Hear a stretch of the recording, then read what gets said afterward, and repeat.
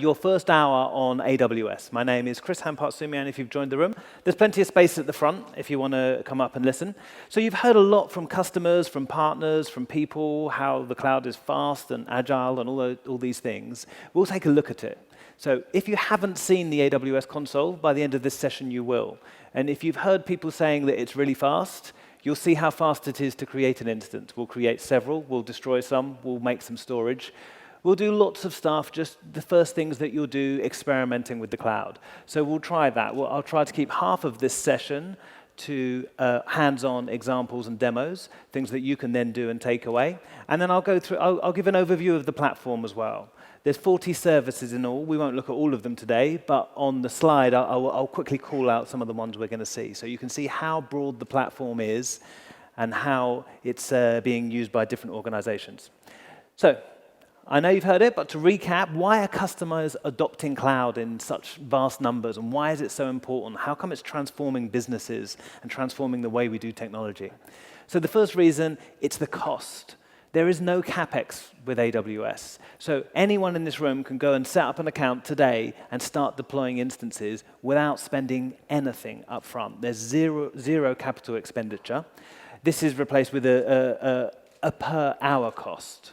Okay, so no longer do you think of the cost of your IT in terms of 3 years, deliver, procure, lifecycle, decommission, hardware refresh, all of those things. You pay by the hour. That's the granularity of the computing with AWS. And that really is transformative, because if you want to spend 2 or 3 hours experimenting, trying a few things, and anything from 2 cents or 10 cents an hour, you might spend 50 cents or $1.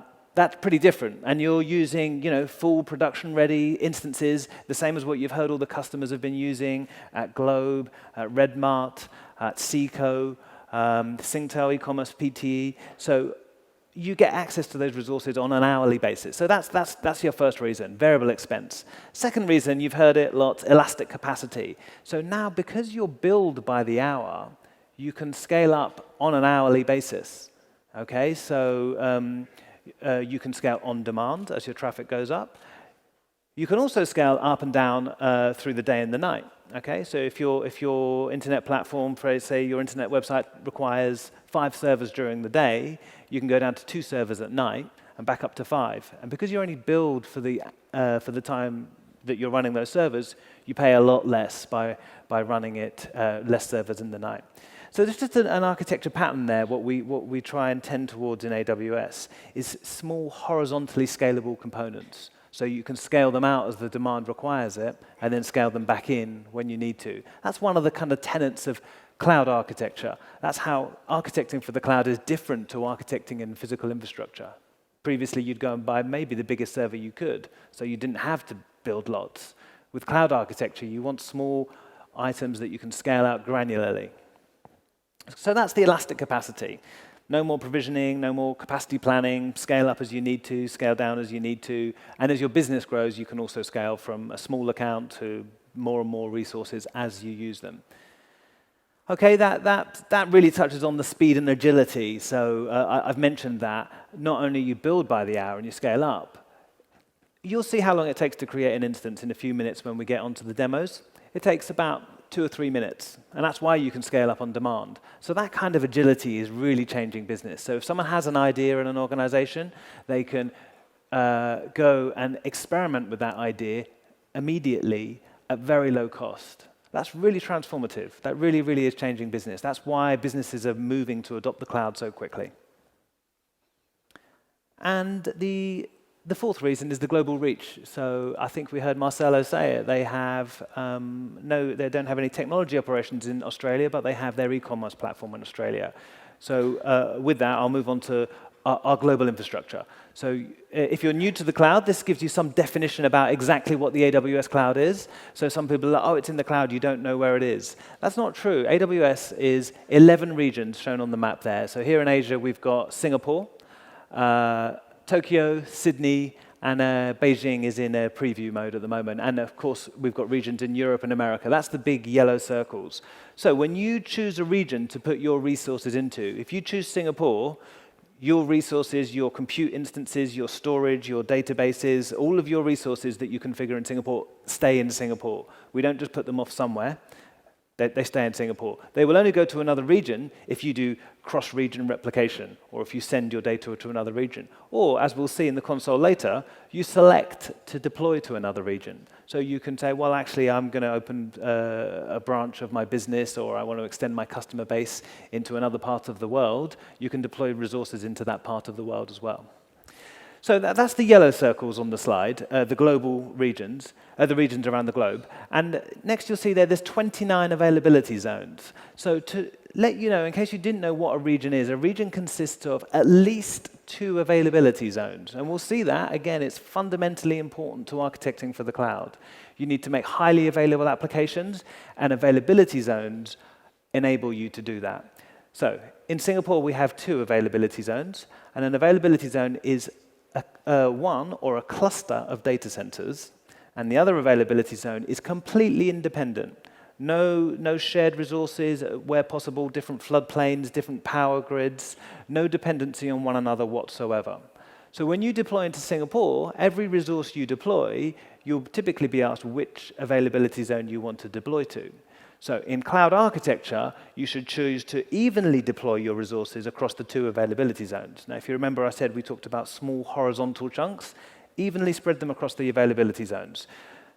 That gives you incredibly highly available applications. And in the case of, for example, relational databases, in our relational database service, which is a managed database, we'll have a glance at that in a bit, you can do a write to one availability zone, and synchronously that write is copied to the other availability zone, and it's not reported as committed to the application until it's in both availability zones. That's extremely high availability for your data, and then, of course, you can fail over. If you've ever tried to do that in the real world with physical infrastructure and switches and HA and crossovers and all sorts of things, and dark fiber and leased lines, it will cost loads. All of that is available immediately. So that's just something on our infrastructure. We just talked about Singapore. We'll deploy into Singapore today. Lots of availability zones. And the last one to mention there, it says 53 edge locations. So they're illustrated by the blue circles on the map. That is additional resource servers and infrastructure that AWS deploys. And here you'll see in Asia, in Philippines, in Hong Kong, in Taiwan, in India, in Japan, Korea, Sydney, and Melbourne, we have content delivery network. So that means when your users, if your users are based on the internet, connect to your resources, they will connect to what's called an edge location near them. So it's the edge of our network closer to your user. And because they're connecting to an AWS component that's closer to them, they get a faster experience. They get lower latency, they get their requests are handled more quickly. So on our edge locations, we run our content delivery network, which is called CloudFront. Really easy to set up CloudFront distribution. If any of you here, if any of your businesses, any of your companies have a website, you can use CloudFront. And as I say, you can sign up. There's no upfront costs. You pay as you go. You don't have to go into an engagement or a contract or a term, and you can use it for 3 hours, 3 days, or 3 weeks. So CloudFront is available in all those edge locations. And Route 53, our DNS service, provides all the normal services that DNS provides, but also we do latency-based routing. So if your users are in Sydney, we can route them to an edge location in Sydney. And if your users are in London, we can route them to an edge location in Ireland or in Frankfurt, depending on whichever's closer to them. So that's just something of the AWS infrastructure. They're kind of relevant. If you start architecting on AWS, you'll need to know what a region is, an availability zone is, and preferably an edge location. So let's have a quick look at that overall platform that I talked about, 40 services in all. So has anyone here seen and used the AWS Console? Any hands who used it? Okay, so some people have used it. Well, this is great. So we're going to get on and we're going to start using it. So a lot of you are new to AWS. So let's talk through the services. 11 regions, 29 availability zones, 53 edge locations. That's all built for you. You don't have to do anything. You don't have to pay anything. It's ready to go the moment you sign up. I'll take this opportunity to say, when you sign up, there's also a free tier. So you can start using this infrastructure for free. And the free tier lasts for 1 year. So experimentation is very easy. Okay, so let's build this slide up to the top, and we'll see all 40 services. So we have network services, virtual private cloud. That's your part of AWS carved out for you. You can use all your own subnetting and all your own network stuff that you're familiar with, routers, internet gateways, VPNs. Direct Connect is our private circuit into your private cloud. You can have up to a 10 gig connection. You only pay for data when data is transferred over your Direct Connect. We have Route 53, which is the DNS service, which I mentioned to you. That's in all of our edge locations. So that's in network. And then in compute, EC2. You may have heard that term. That's Elastic Compute Cloud. That's the name we give to our compute resources. Very broad set of services, lots of instance types, lots of features, constantly being developed. ECS is our EC2 container service. If anyone's used Docker, anyone use Docker in the audience? Okay, Docker is like, you heard that mentioned in the keynote from Glenn. That's an abstraction to run Docker containers in AWS managed for you. Lambda, just run Node.js functions. Load balancing, auto-scaling, things that you'll be familiar with in infrastructure, these are the resources in AWS.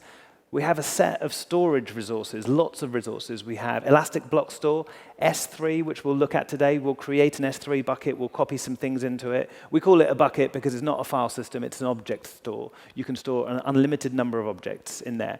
And as you might have noted in the keynote, we have over 1 trillion objects for customers. If you've ever used Dropbox or Box, or if you've ever used Spotify or SoundCloud, they use S3 for their storage, internet scale storage, over 1 trillion objects, and we peak at millions of requests a second. So that goes back to the scale of what's been deployed in AWS. And we have Elastic File System, the new storage feature which was announced just recently.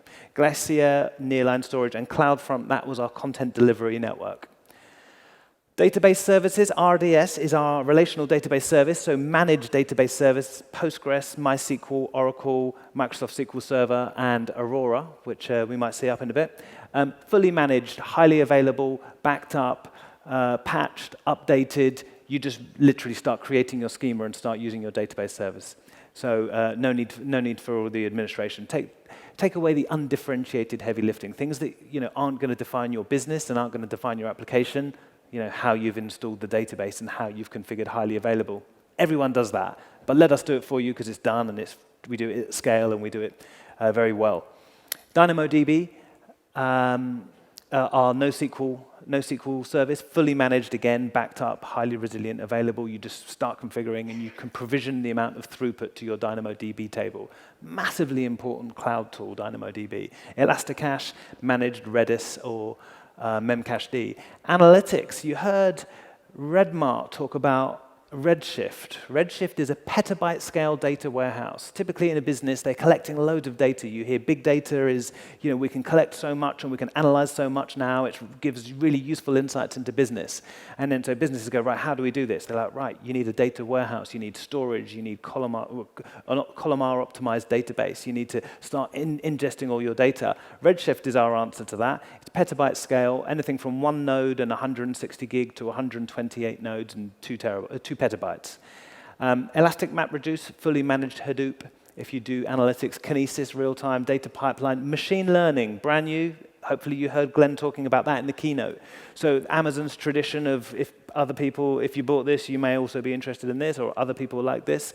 All that data science that we've been doing in Amazon for a long time, they've made it into a service available for developers. So previously you needed data scientists. Now developers can actually latch on to machine learning. They build a data model, and then they can query it for predictions on a particular column data that they don't know, and the computer will do a prediction on.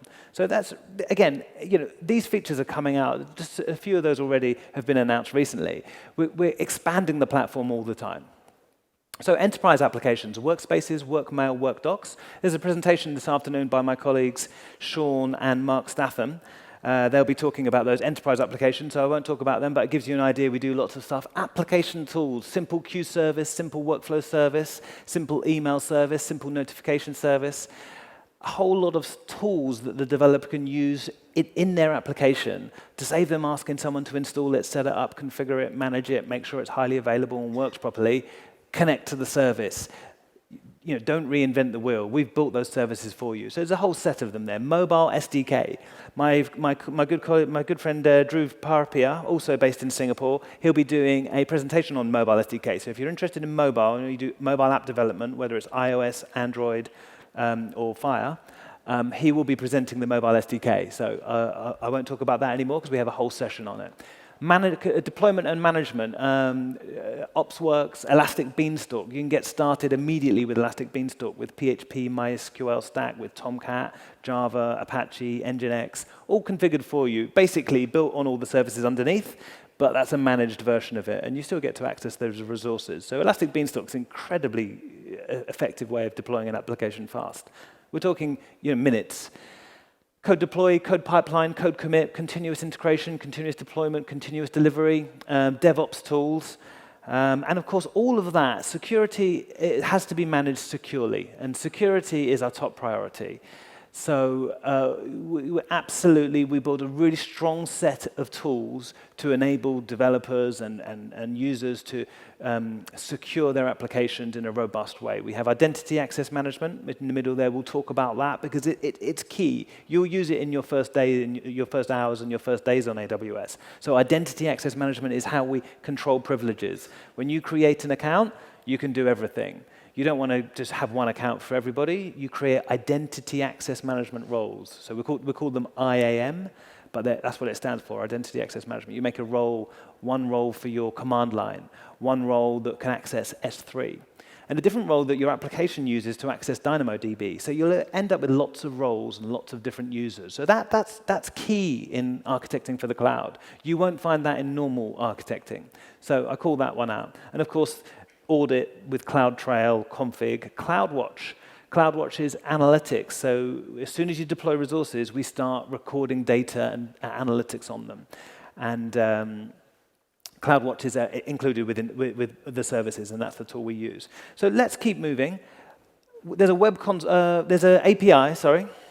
Where are we? Yeah, all of those services have an API. We use a microservices that you might hear talked about later, a microservices approach, and they're all developed and all getting new features all the time. They all have an API.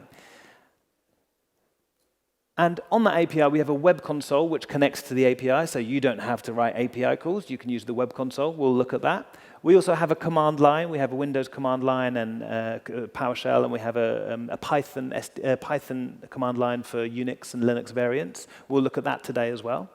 So that's two ways of interfacing to all these services. And then we have a whole bunch of SDKs, Node.js, Ruby, Java, JavaScript, Python, .NET, PHP. There's a new C SDK as well for the C programmers out there, and iOS and Android. So all of those services can now be controlled within your code. If you're an application developer and you're a PHP application developer, you load the PHP SDK, and you can start creating and using resources, putting objects directly into S3, writing rows into DynamoDB. So many different ways to interact with the services, whether it's console, command line, SDKs, they're all there. And we have support, so we have anything from online support to phone support. And there's with over 1 million customers, you can imagine there's a very big support function, a global support function.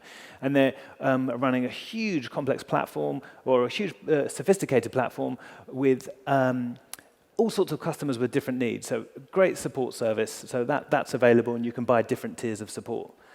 And on top of that, I'll say lastly, your application. So you still have a business, and you still have an idea, and you still have a product, and you build your application on top of that rich set. So we've had a closer look now at what the AWS platform is. Very, very broad set of services. And you heard in the morning, and you'll hear it all day, that it enables us to move fast and be agile and be scalable. These are the services, and these are the ones that are growing all the time. Okay, so we'll be on the console pretty soon. So I'm going to call out a couple of things, and then I'll start doing the demos. The first thing you do, register your account. So if you haven't got an account, you need a mobile phone and a credit card. The mobile phone validates that you're a real person, and the credit card is if you're going to use resources that aren't free. So there are free resources in the free tier. You can have compute resources and storage resources, even a relational database service for free for a year. But if you wanted to set up lots of resources, you pay for them, so there's a credit card. So it's also identity validation. So it's that easy. You don't have to call anyone. You don't have to go into any long, lengthy contract. It's about a five-minute process. So I won't run through the sign-up process, but you sign up on aws.amazon.com. It's self-service. It's not like you have to go into a long contract or do procurement or spend lots of money. You register an account, and you can start using the same platform that all these global organizations that you've seen are using. It's that easy to get started. I've called it out here, actually. Set up an identity access management. That's something, it's unique to AWS Cloud. It's not like traditional architecture. Normally, you create a user on the single machine that you've bought. In AWS, you'll create roles. So we'll create a role, the first thing we do, pretty much. And I'll mention it now. We'll set up a billing alarm. That is, it's a very easy platform to use, and you can set up and experiment so many things. So a billing alarm is a really useful thing. You can set it at $2 or $5 or wherever you think is what you wanted to spend. And if you run more resources than you thought you were running, or you left resources running, and you went off and did something, you'll get an alarm or an email at $5. You're like, oh, I wasn't expecting to pay $5. So you can go and you can see in the console what resources that you're using. So there's the 3 just little tips to get you started.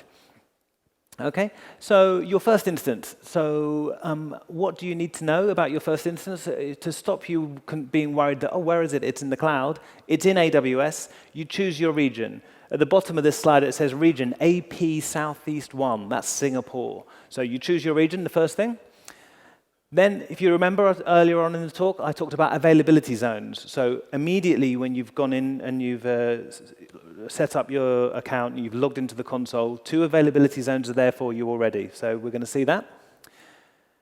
And inside the availability zones, there's a default VPC. So that's the virtual private cloud. So you don't actually have to set this up. It's already there for you. And it's got two VPC subnets. So a point worth noting here.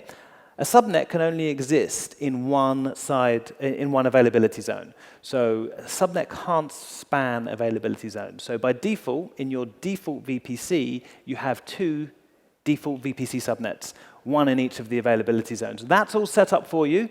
If you accept all the defaults, you will deploy into an architecture that looks like this. But you can, of course, also build your own VPC, and you can use your own subnetting that is compatible with your own internal IT resources, and then you can use a direct connect or a VPN to make it an extension of your data center.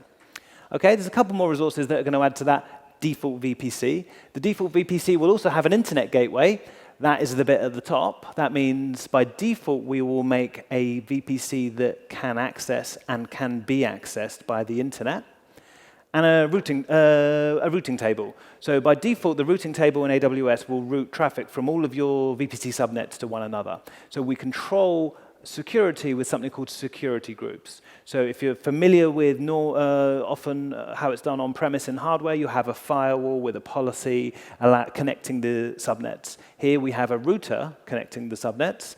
We do have access control lists or network access control lists on the subnets, but we also have security groups. So every single resource you can deploy can go into a security group, and then you can set policies for which security groups can talk to one another. And then we'll look at a security group, and we'll make an amendment in real time, and we'll see how it changed. These are the specifics about AWS. So if you're familiar with computers and technology, this is just the little differences that in AWS, and then once you've watched this, you can go away, set up a free account, and you'll be able to do it yourself, I'm pretty sure. Okay. So with that, we're going to do some instances. Sorry, that's what your first. If you do what we're going to do, you'll set up 3 instances in a subnet. So let's just talk about naming. We have an instance family. I mentioned EC2 or Elastic Compute Cloud. We have lots of different resources available to you. C is CPU optimized. R is RAM optimized. M is general purpose. So there's different sort of bias to whether they've got lots of RAM or lots of storage or lots of CPU capacity. Anything from 2 to 16 CPUs or virtual CPUs. Instance generation, 1, 2, 3, 4. C4, for example, being the latest generation of compute instances. So the newer the instance generation, typically the newer the processor underlying it. And then instance size, micro, small, medium, large, 2 extra large, 4 extra large, 8 extra large. So all of those instance sizes against all those different families with all the instance generations. So lots of different stuff to choose from. OK, so with that, let's get started with 3EC2. So let's get started on the console. So that was my holding, but I'm going to show you actually on the console. So, OK, so if you go to aws.amazon.com, that is the website, and you click sign into the console. You'll probably say sign up for your first experience, but we're just going to sign in.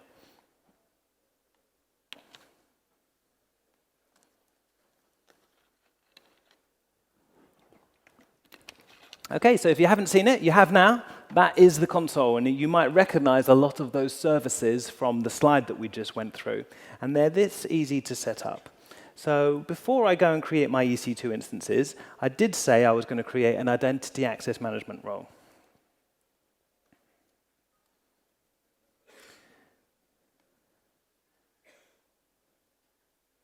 Yeah, OK. Identity access management, roles. So let's create a new role. So we'll call it S3 role. S3 was the simple storage service. It's going to be an EC2 that's going to be in there. So I'm going to search for a policy, Amazon S3 full access. OK, create role. OK, I've just created my first AWS role, role, S3 role. We're going to go back, and we're going to use that later on, because we're going to back up our EC2 instance to S3, and we want our EC2 instance to be able to talk to S3. So EC2 is our compute cloud. Let's see how quickly it is to set up an instance. So I'm running 0 running instances, launch instances. So we have anything to choose from Amazon Linux to Red Hat Linux, Ubuntu, Windows, and then you get them with SQL Server, different versions. I'm just going to go with Amazon Linux today. And if you remember, I said there was these types. So there was T2 micro, T2 small, M3 large, and you see the number of vCPUs and the amount of memory. So anything from 1 vCPU and 1 gig of memory to 36 VPUs and 60 gig of memory, to 244 gig of memory and 32 vCPUs. So as you can see, a whole selection of instance types. So we're just going to go with the general purpose T2 micro. So I could go straight on to launch, but I'm going to just review some of the details with you. So instances 1, I'm going to change that to 3. So is that's the agility and the flexibility. You want 3, you just change the number. OK, network. VPC, you remember we talked about VPC? And we're going to use the default VPC. Availability zones, remember them? 1A, 1B. I'm going to say in any, it will allow the system to choose an availability zone for me. Use auto-assign public IP. Use the default for my default VPC, which means assign a public IP. That means I will be able to access it from the internet. This is an internet-facing host. We will have a security group, which we'll talk about, but you can, for example, not assign an internet-facing IP, and that means you've built a private VLAN or a back-end subnet, which you'll have to route to from either another subnet, or from a direct connect, or from somewhere else. Identity access management role, S3 role. If you remember, we created that role. That's because I want this EC2 instance to be able to use S3. This is where cloud differs from maybe a traditional instance. So let's move on. Add storage. I could add a volume if I want. Elastic block store. If you remember, I'm going to add a 20 gig EBS volume general purpose SSD. It's pretty easy, right? It's not a difficult console to use, and this is what we talked about with agility and speed. I didn't buy anything. I didn't do any capacity planning. I just said 20 gig SSD. Name, I'll call it SG Summit Next Configure Security Group. Right, so let's create a new one. Let's call it SG Summit. Allow SSH. So we'll just allow SSH to start with. So SSH, protocol TCP, port range 22, source anywhere. So this, if you're familiar with a firewall rule, this is a bit like a firewall rule, but it's a security group that wraps around the host. So this is fundamental in architecting for the cloud. Everything goes in a security group, and this is how you add rules and remove rules. And I'll show you updating a rule in a moment. So we're going to allow anywhere. That means warning, with a source of 000 or /0, all IP addresses will be able to access your instance. So it's warning me that this is going to be internet facing. So you need to be aware of that. Review and launch. It just gives a summary of the choices that we've made. Launch. So another thing I'll mention here. So normally when you access an instance, or whether it be a server in traditional infrastructure, you need a username and password. So we don't create some random password or allow you to leave it as a default password or leave a blank password or any of that stuff, because people would be exploiting hosts all over the place. So we use something called a key pair. So the first time you do it, you will need to create a key pair, and you save one half of the key pair on your local machine, and one half is on the server, and it securely identifies you with a public-private key encryption. So no passwords are being transmitted through the web or over email or any of those things. Public-private key access for all your instances. So that's something that's special about AWS Cloud. It's just one of the first things you do. You'll create a key pair. I've already got one called idrsa.singapore. I'm going to use that key. Ooh, something already exists. I've not. What is it? I'm going to go back. I'm going to change my role. Why did I choose that role? That was my role, wasn't it? Previous. S3 role. OK, review and launch. Launch. Choose my IDRSA. Security group. Oh, probably when I've gone and done my, I'm really sorry about that. I must have rehearsed my demo. And we'll go with the default VPC security group. I created that security group already, so I tried to create another one with the same name. I'm surprised it didn't tell me before. First time I've actually seen that, but I will choose my key, and I will launch instance. OK, so it's that quick. Your instances are now launching. View instances.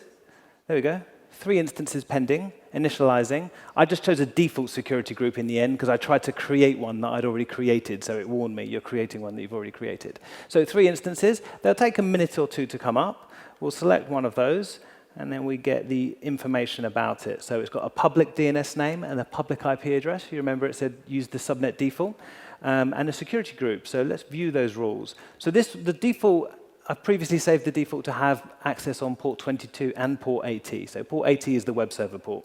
So I'll still be able to show you my what happens when you update the rule. So let's grab the public name.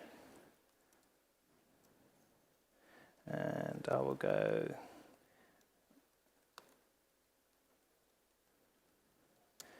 OK, so idrsa.singapore. That was the name of my private key, so that's what I'm going to use for authentication. That's the public host name and the public IP address. And another thing that I'll call out, the Amazon Linux users, you need to log in as EC2 user. The Ubuntu images, you need to log in as Ubuntu. So make sure you know which user you've got to log into, because it log in as. Because if you try and log in as root, it will not allow you to log in. So the first time I've logged in, so it says add my fingerprint to the file. Actually, let's go there. I've got it automatically configured in there. So uptime, 1 user, that's me logged in. Uptime, 1 minute. So I've created those 3 instances, and I've logged in. So I took it a lot slower, but you can create instances in a minute or 2. We did it in 5 or 10 minutes. But they're that quick to set up. Right, so what I'll also do, I'll show you editing a security group. So if I ping that host, it says request timeout for that host. That's because my security group only allowed TCP port 80 and TCP port 22. So if I go back here, and I go down there, actually that will appear in a moment, and I will go and find that security group, the inbound rule, edit.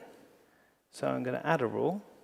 I'm going to add a custom ICMP rule, echo request. So you see at the bottom of the screen, it's a request timing out.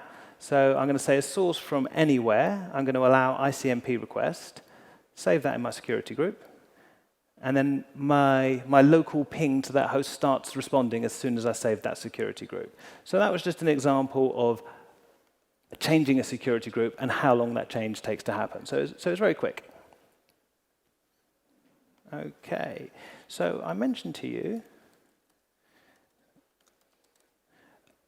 we have a command line. So AWS is the command line. It's a Python command line. So you write AWS help, and it will give you all the help. If I do AWS EC2 help, it will give me the help specific to EC2.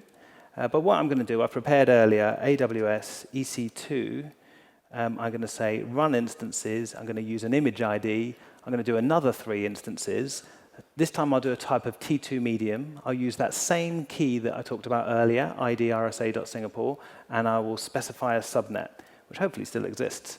OK, so I ran my command, and I got a JSON response, which gave me all the attributes for immediately. You saw that came back straight away. So even faster than the web console, the API responded with the launch time, the private IP address that's been assigned to my instance, the VPC ID, the private DNS name, all of that information, and I could programmatically handle that and do something with that if I wanted to. Now, if I go to my EC2 dashboard, and I go EC2, so now we have 6 running instances. So if you remember, I started 3 before. They were T2 micros. And then with that one command line, I ran another 3 instances, which were T2 medium. So that was using the console or the command line. So very fast to get things going. I can quickly show you. Oops. The Python SDK. So I said there was all those different SDKs. Oops, I need to type more carefully. Python. So you import the SDK like that. And then you define your connection to Singapore like that. And this could be anywhere in the middle of your Python program or Java if you're using the Java SDK. So I've just run that as a Python command connecting with the Python SDK. Again, I called out the AMI, that's the Amazon Machine Image, the key name, and the instance type. It gave me a reservation ID. And if we refresh on here, there we go, one more, which is starting up. That was the one I started with the Python SDK. OK, all right. So I will quickly show you the S3 console.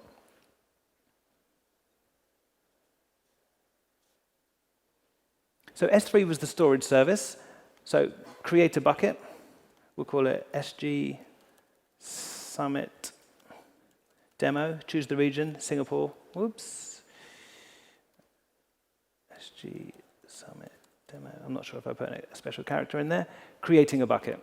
OK, so I created a bucket. It was that quick to create an S3 bucket. So you can start putting objects in there, 2 megabyte objects, 300 gig objects, up to 2 terabytes object size, and you only pay for the objects that you put in. And you can continue to put objects without having to ever change that bucket. That bucket can go up to, well, the bucket can contain objects in terabytes, so like terabytes of data stored in that bucket. It's a fully production bucket. It's got 11 nines of durability. It's highly available. It's across 2 availability zones, and you just go click, click, click, and it's done. Likewise, if I go sites, if I went S3, AWS S3 sync, let's do common workloads to S3 : / what did I call my bucket? I called it SG Summit Demo. SG Summit Demo. Before I go in there, I'll go like that. The bucket is empty. OK, so I just uploaded 2 files to the bucket. So now I used the command line there. There we go, there's my 2 files. Of course, I could use the web uploader there, and you just choose your files. You could use the command line, or you could use the SDKs. So there's lots of flexibility: tools, command line, SDKs, services. We just glanced at EC2 and S3 there. So I'll just go back to the closing slides. But hopefully, if I could have my slides, hopefully that gave you an idea of or validated what you heard about the flexibility that the cloud does and how fast it is and how agile it is. And actually, all of those instances that I created, well, certainly the micros are free tier. The mediums are fractional cost. You're talking about cents, less than $1 for everything that we've done today. And the S3 storage, again, not much there. So we created some instances. So what to do next? Sign up for your AWS account on aws.amazon.com. You need a phone and a credit card. So we've made it very, very easy. You don't actually have to talk to any of us. You can do it completely self-service. And take advantage of the free tier. Start using the services. But you can talk to us. Lots of the AWS staff that you'll see here, including my friend Vijay, who's coming up in a moment, we're based here in Singapore. We have a user group. We meet on the first Tuesday of every month. If you just want to experiment, learn more about AWS, we meet at rotating locations, and then start experimenting and find out what you can do. We just spent a few minutes there, but you can just spend an afternoon and install a web server and get quite far. So you can expand your skills. There's lots of training, online videos and labs. So if you go to the website, if you find training in the intro series, really easy to follow demos. To set up you can move your company website to AWS. Hosted on S3, for example. Really easy. Doesn't need a high degree of technical expertise to do it, but if you are a technical expert, you'll find it easy and enlightening. There's training, there's online training and instructor-led training. So we run courses here in Singapore and around ASEAN. And there's certification, so you can become certified. So I'll go through these quickly. That's the introductory and advanced levels of training, but importantly, you can validate your expertise with AWS for certification. Okay, so as we've said earlier in the keynote, do try and join the conversation on Twitter. Hashtag is AWS Summit, and you can see what other people are tweeting about the event. We have a local Twitter handle at AWS Cloud SE Asia. So we talk about the events that we're doing, whether it's awesome days, whether it's events like this, or whether it's our user group meetup. Do follow us on Twitter. And with that, that's the end of my presentation. Thank you.